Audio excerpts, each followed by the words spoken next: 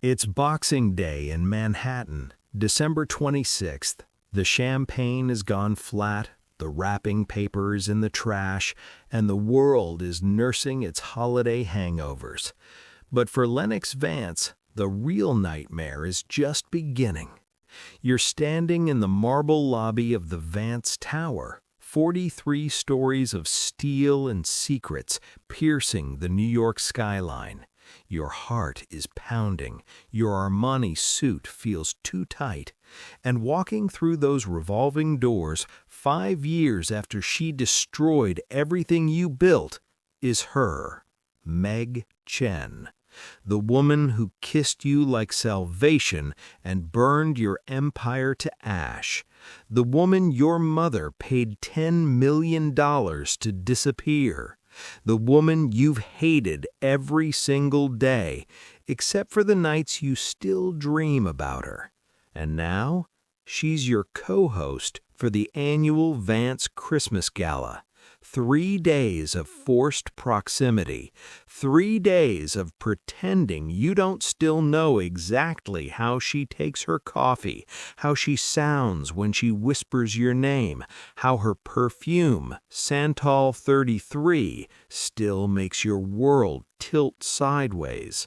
This is how you ruin Christmas with your billionaire ex, and trust me, it gets so much worse before it gets better. Before we dive into this deliciously toxic mess, if you're spending this Boxing Day with us at Fortune 29 Mystic Tales, drop a fire emoji in the comments. And hey, whether you're recovering from Christmas chaos or already dreaming of New Year's Eve, smash that subscribe button, because stories like this, they're the gift that keeps on giving. Now, let's watch Lennox's carefully constructed world fall apart. Part 1.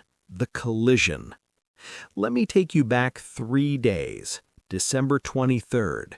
Lennox Vance is 32 years old, 6'2" of controlled fury wrapped in bespoke tailoring.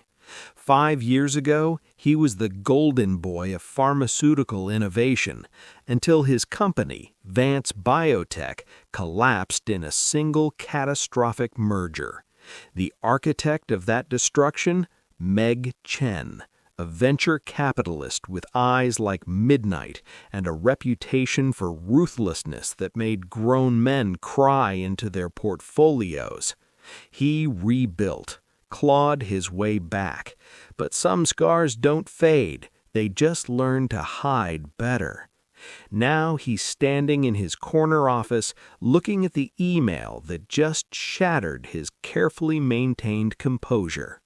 Lennox's voice is tight with barely controlled rage. "You're joking. Tell me you're joking, mother." On his screen, the guest list for the 47th Annual Vance Christmas Gala, and there, in elegant serif font that might as well be written in blood, Meg Chen, co-host and keynote speaker. His mother, Sutton Vance, sits across from him like a queen on a throne of ice, 55 and terrifying, with silver hair and a smile that could cut diamonds. She doesn't look up from her phone. Sutton's tone is casual and deadly. "The board insisted, darling. Meg's venture capital firm is investing $200 million in our new research division. You'll play nice, won't you? After all, it's Christmas." Play nice, as if Meg systematically dismantled his company 5 years ago, as if his mother handed her that $10 million check to vanish from his life, as if he didn't find out about it 2 months too late when Meg was already gone and his heart was already in pieces on his penthouse floor. But here's what Lennox doesn't know yet. Meg didn't take the money. She never cashed that check. And the real reason she destroyed him, it's so much worse than he imagines. Cut to Meg Chen stepping out of a black SUV in front of Vance Power, She's 30 years old and devastating. Sharp cheekbones, dark hair cut in a severe bob, lips painted the color of consequences.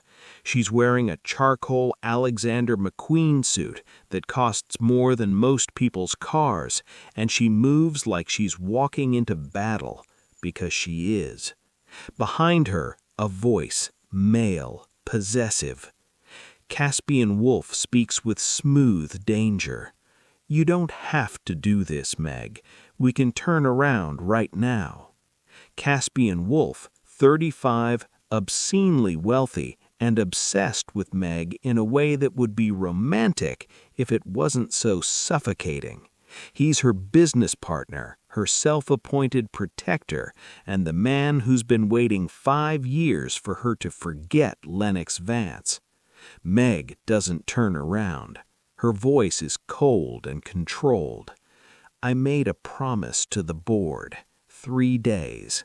I can survive 3 days." Caspian's words carry a threat disguised as concern. "Can you? Because the last time you saw Lennox Vance, you destroyed him. What do you think he'll do when he sees you again?" "Good question, Caspian.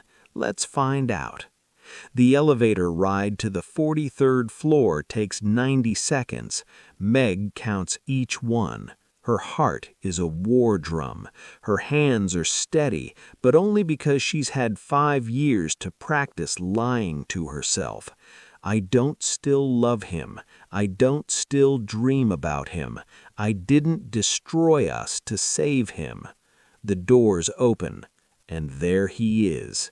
Lennox Vance, standing by the floor-to-ceiling windows, with Manhattan glittering behind him like a kingdom made of light. He's turned toward her, and God, 5 years have only made him more dangerous. His jaw is sharper, his eyes harder, his shoulders broader, like he's been carrying the weight of empires. Their eyes lock. The air between them doesn't just crackle, it detonates. Lennox's voice is gravel. "Meg." She barely whispers, "Lennox." 5 years of silence, 5 years of rage and regret and memories that refuse to die, and all of it is in the 3 feet of space between them, a distance that feels like the Grand Canyon and a breath at the same time. Sutton Vance glides between them, all false warmth and venom. Her tone is theatrical. "Wonderful! You two remember each other. How nostalgic. The gala is tomorrow at the plaza. You'll arrive together, you'll smile for the cameras, and you'll convince 300 of New York's elite that Vance Pharmaceuticals and Axe Capital are the partnership of the century. Think you can manage that?" Meg extends her hand for a professional handshake. Lennox stares at it like it's a grenade with the pin pulled. Then he takes it, and the moment his skin touches hers, God, it's like someone plugged them both into an electrical socket. 5 years evaporate. They're 27 and 25 again, tangled in his sheets, her laugh against his neck, his hands in her hair, promises they couldn't keep. Lennox drops her hand like it's on fire. His voice is dangerous and quiet. "I'll play along, Mother, but the second this gala is over, I never want to see her again." Liar. Oh, this is getting good, isn't it? If you're already obsessed, and honestly, how could you not be? Hit that like button and let me know in the comments.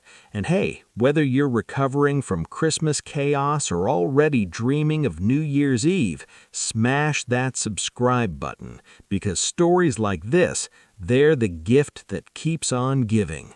Now, let's watch Lennox's carefully constructed world fall apart. That night, Lennox can't sleep. He's in his penthouse staring at the ceiling, trying not to remember. But memory is a cruel thing. 5 years ago, Meg Chen was his. They met at a charity auction.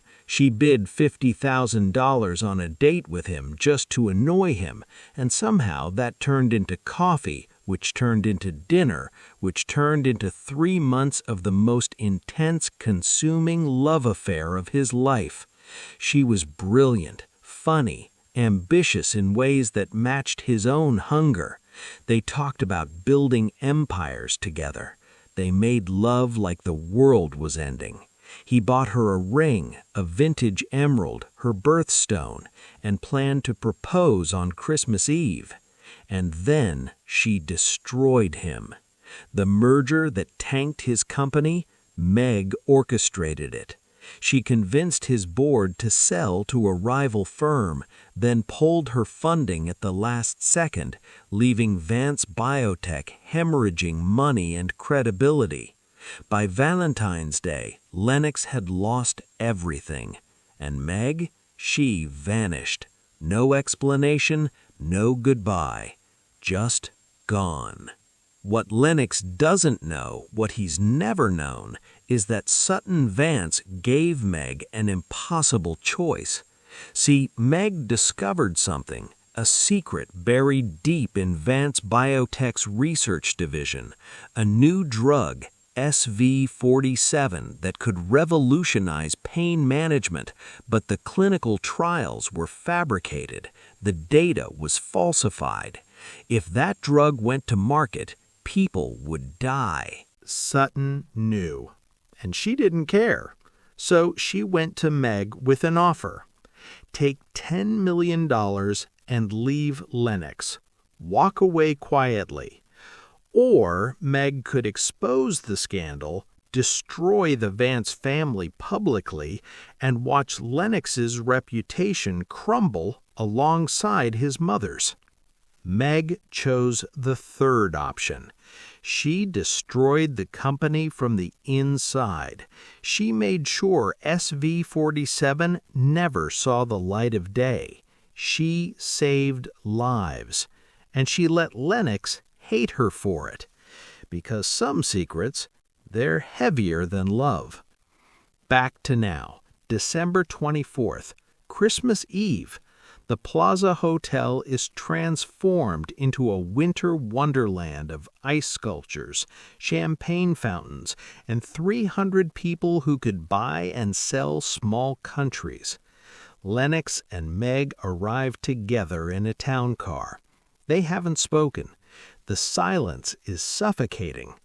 As they step onto the red carpet, cameras flash like machine gun fire.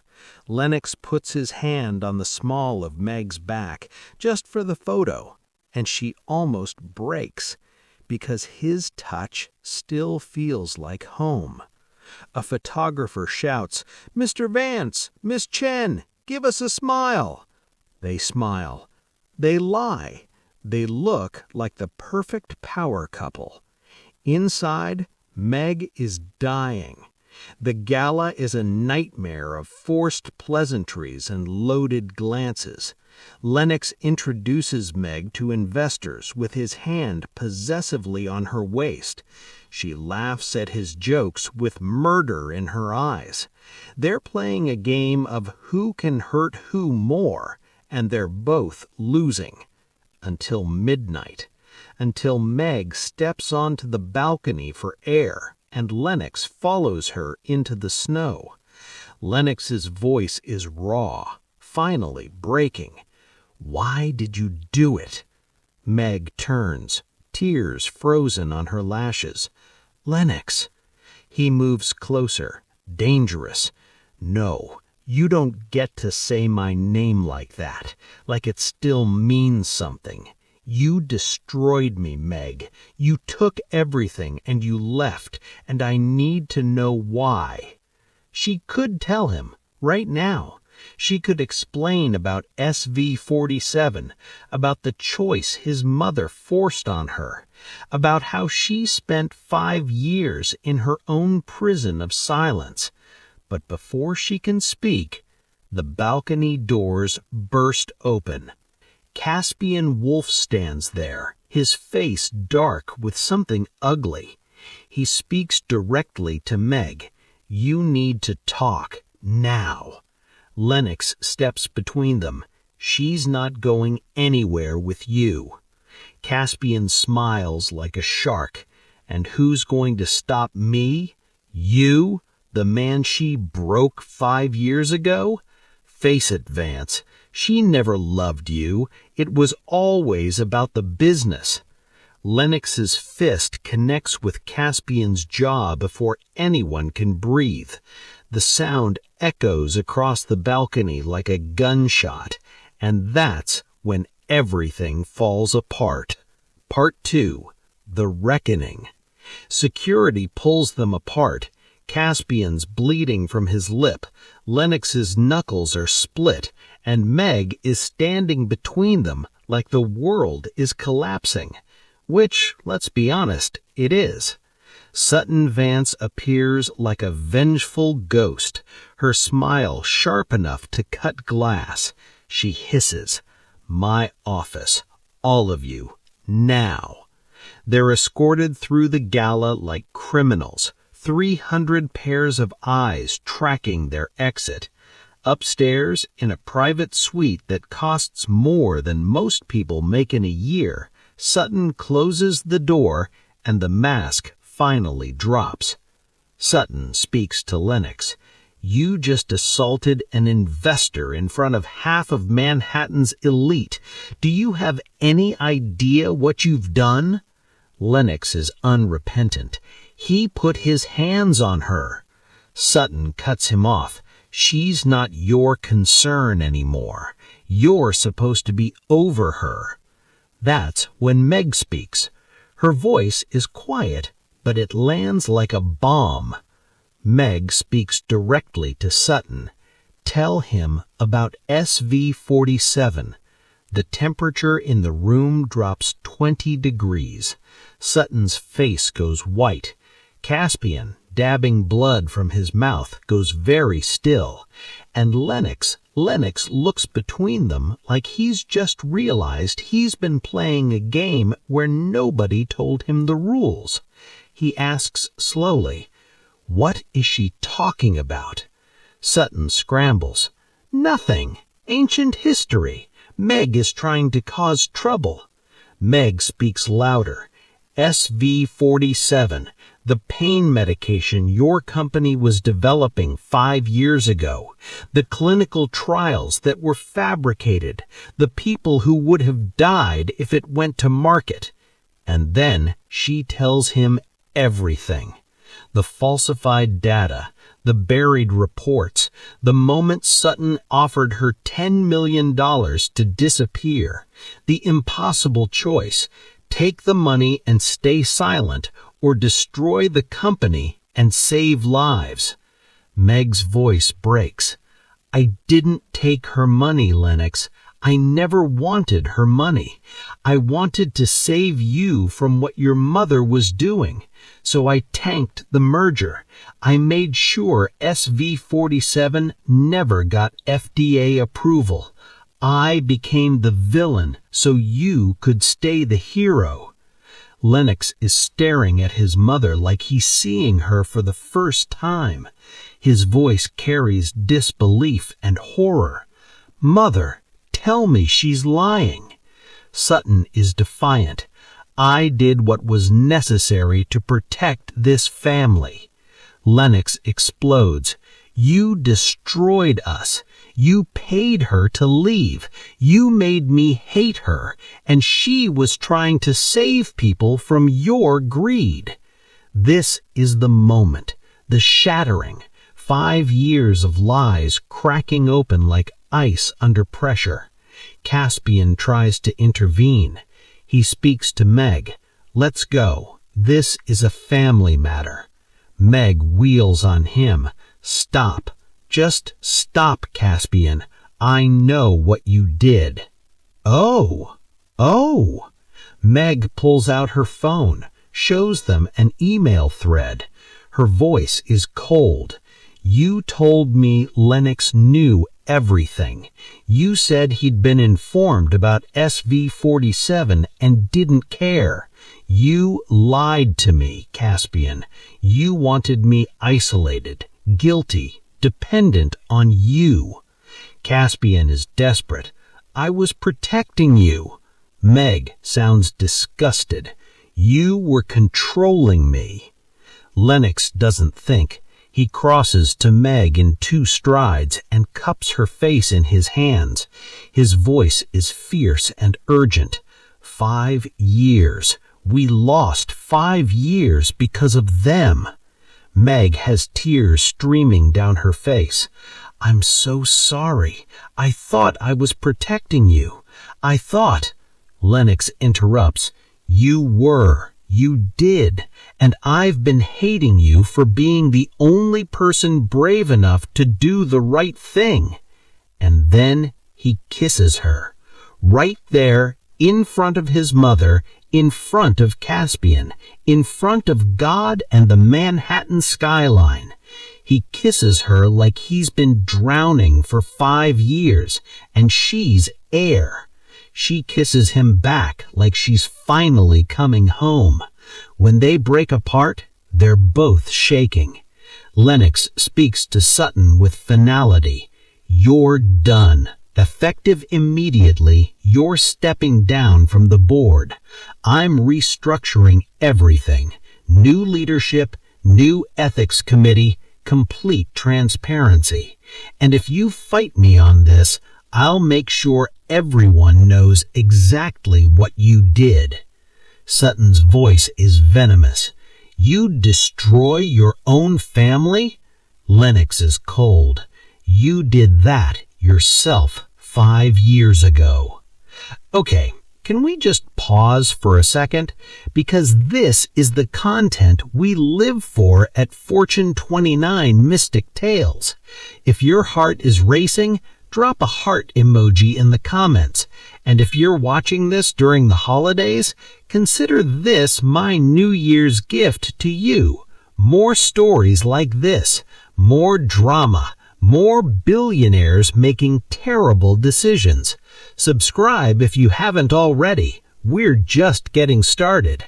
Now, the ending you've been waiting for. December 26th, Boxing Day. Lennox and Meg are in his penthouse, watching the snow fall over Manhattan. The gala feels like a lifetime ago. Sutton has been removed from the board. Caspian is facing lawsuits for corporate manipulation, and they're finally talking. Meg asks quietly, "What happens now?" Lennox pulls her closer. "Now, we do this right. No secrets, no interference, just us." Meg is hesitant. "People will talk. They'll say I'm only with you for the business." Lennox cuts her off with a kiss. "Let them talk. I've spent 5 years caring what people thought. I'm done." He reaches into his pocket, pulls out a small velvet box. Inside, a vintage emerald ring, her birthstone. The same ring he bought 5 years ago, the one he never got to give her. His voice is rough with emotion. "I never returned it. Couldn't. It was always yours, Meg. Even when I hated you, even when I tried to move on, you've always been the only one." Meg is crying and laughing. "You're insane." Lennox smiles. "Probably. Is that a yes?" Meg is fierce. "That's a ask me again and find out." So he does. He drops to one knee right there in his penthouse on Boxing Day, with Manhattan glittering below them like a promise. Lennox proposes. "Meg Chen, will you marry me? Will you let me spend the rest of my life making up for the 5 years we lost? Will you build this empire with me, the right way this time?" Meg doesn't hesitate. "Yes, yes, 1,000 times yes." The ring slides onto her finger like it was made for her, because it was. They kiss until they're breathless, until the snow outside turns to stars, until the past finally releases its grip and the future opens up like a gift. Later, much later, they're tangled together on his couch, her head on his chest, his fingers tracing patterns on her shoulder. Meg sounds thoughtful. Your mother won't give up easily. Lennox is unconcerned. Let her try. I've got something she'll never have. What's that? Lennox looks down at her. You. And that's worth more than any empire. It's not a perfect ending. Sutton will fight back. She always does. The media will have a field day. Axe Capital and Vance Pharmaceuticals will face scrutiny. But Lennox and Meg, they're finally on the same side. And this time, nothing, not money, not power, not 5 years of lies, will tear them apart. Because some love stories don't end. They just refuse to die. 3 months later, Valentine's Day 2026, Lennox and Meg get married in a small ceremony in the Hamptons. No press, no spectacle, just them, their closest friends, and a promise to never let anyone come between them again. Sutton doesn't attend, but that's okay, because Lennox finally understands that family isn't about blood. It's about who shows up when the world burns down and who helps you build it back. And Meg, she's been showing up since day one, even when it cost her everything. That's the kind of love that ruins you and the kind that saves you. So how do you ruin Christmas with your billionaire ex? You don't. You let it ruin you first, and then you rise from the ashes together. And there it is, family. If you made it all the way to the end, through the drama, the betrayals, the proposals, you're officially part of the Fortune 29 Mystic Tales community. Drop a comment and tell me, did Lennox and Meg get their happily ever after, or is Sutton plotting her revenge as we speak? Hit subscribe for more stories that'll make your heart race and your emotions spiral. And hey, whether you're celebrating Boxing Day, recovering from Christmas, or already counting down to New Year's Eve, thank you for spending this time with us. More forbidden romance, more billionaire chaos, more stories that'll keep you up at night coming your way. Until next time, stay mystic, stay dramatic, and remember, the best love stories are the ones that refuse to let go. See you in the next one.